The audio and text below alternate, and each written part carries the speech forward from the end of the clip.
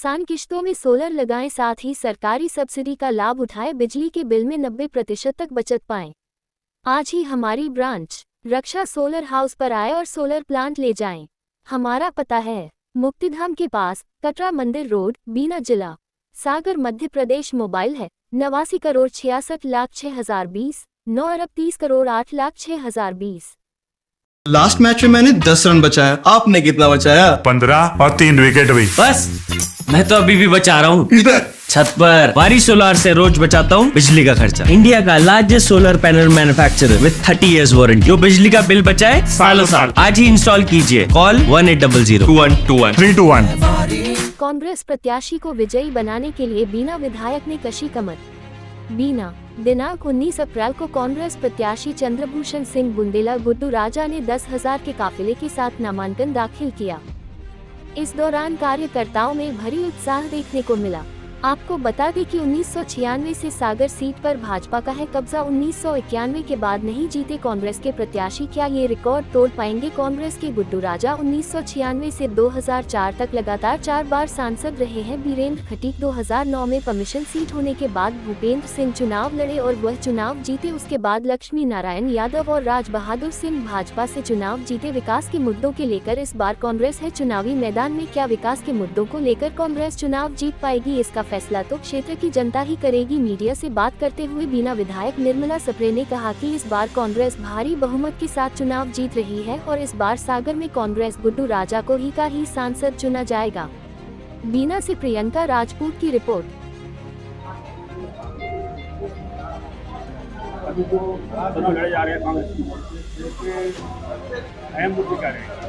देखिए, हमारी कांग्रेस पार्टी का हमेशा ही मुद्दा रहा है कि विकास का।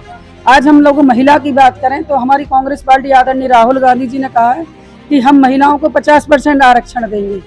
दूसरा, एक गरीब परिवार की एक महिला को 1 लाख रुपया सालाना की मिलेगी, ये उन्होंने महिलाओं से वादा किया। महिला सुरक्षा के लिए तो उन्होंने कहा एक सेल बनाएंगे। दूसरा, उन्होंने किसान भाइयों के लिए कहा है कि हम MSP का दाम दिया जाएगा, बिजली मुफ्त रहेगी, उनके किसानों के बैंक से लिए हुए कर्ज मुफ्त में माफ होंगे। साथ में उन्होंने ये भी कहा है कि जो भी उन पर झूठे केस बनते आए हैं अभी तक भारतीय जनता पार्टी के राज में, वो सारे के सारे उन केसों को खत्म किया जाएगा। ये उन्होंने किसानों से वादा किया है। तीसरी बात हमारी है, उन्होंने युवाओं के लिए भी कहा है कि आपके लिए 3,000 से ज़्यादा 3 लाख से ज़्यादा नौकरियाँ दी जाएंगी हर विधानसभा या लोकसभा क्षेत्र के स्तर पर, और वही पक्की नौकरियाँ दी जाएंगी।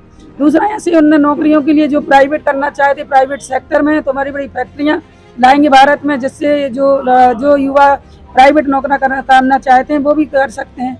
और इनने और भी लोगों के लिए, जैसे कि जनगणना की बात करी है, आरक्षण की बात करके 50% आरक्षण देंगे।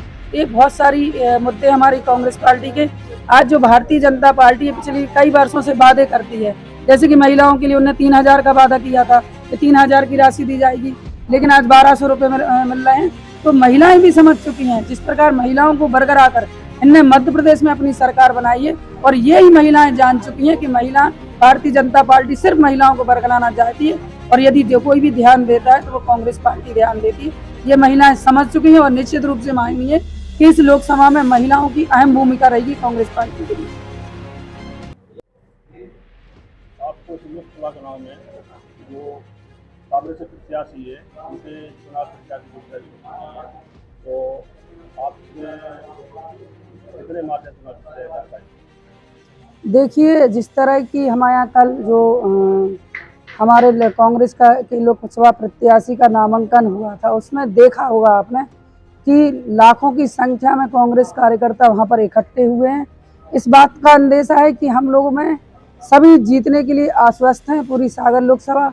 दूसरा, हमारा ये कहना है कि जिस तरह की भारतीय जनता पार्टी अपने पुराने किए हुए वादों को ही भूल जाती है, तो आज जनता जान चुकी है कि ये सिर्फ झूठे वादे करते हैं। और कांग्रेस हमेशा युवाओं के साथ, महिलाओं के साथ, किसान भाइयों के साथ, व्यापारियों के साथ, सभी का साथ देती है और उनके हित के लिए अनेक योजनाएं देती हैं।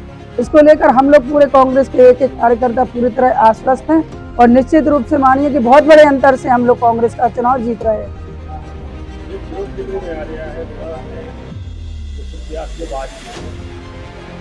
आप जानते हैं कि ये सेंट्रल की राजनीति है मोदी जी चुनाव दूसरी जगह से लड़ते हैं और हम भारतीय जनता पार्टी के प्रत्याशी की भी बात करना चाहते हैं। आज उनका पता ही नहीं है कि वे महाराष्ट्र की हैं कि सागर की हैं। तो पहले तो भारतीय जनता पार्टी की प्रत्याशी की बात हो, क्योंकि लोकसभा बहुत बड़ी होती है और इसमें कोई स्थानीय मुद्दा नहीं होता है। और निश्चित रूप से मानिए कि हमारा प्रत्याशी काफ़ी अच्छा है और ये बाहरी बिल्कुल भी नहीं है। इससे कई वर्षों के पहले इनके जो परिवार के रहेंगे सुजान सिंह बुंदेला जी, वो सागर के एक एक कांग्रेस कार्यकर्ताओं की हमेशा मदद करते रहे हैं।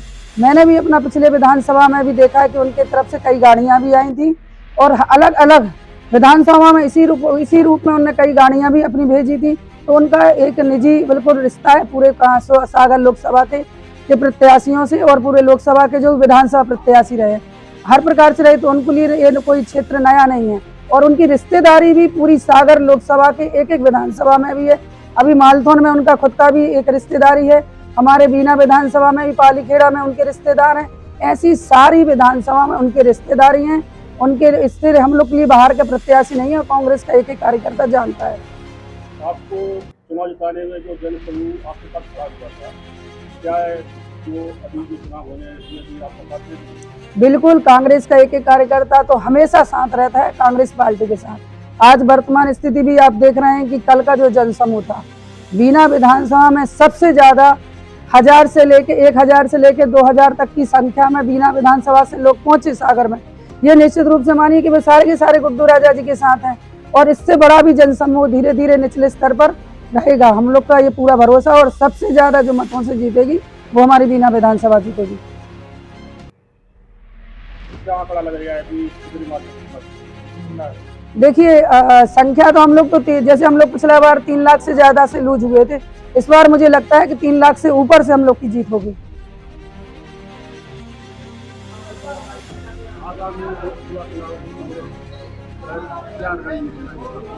देखिए, कांग्रेस की रणनीति आम जनता की रणनीति है।